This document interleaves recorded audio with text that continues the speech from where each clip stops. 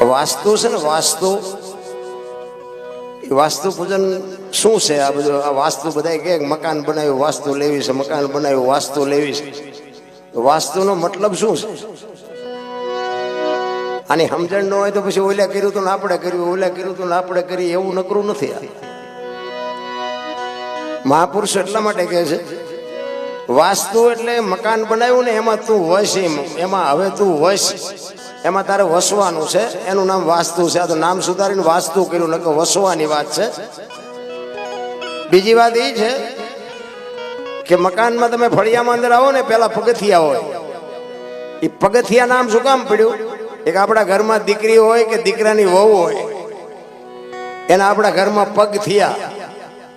એક આપણો પવિત્ર શબ્દ છે, લક્ષ્મીના આપણા ઘરે પગ થયા એટલે પહેલા છે ને એનું નામ પગથિયા નામ આપ્યું છે.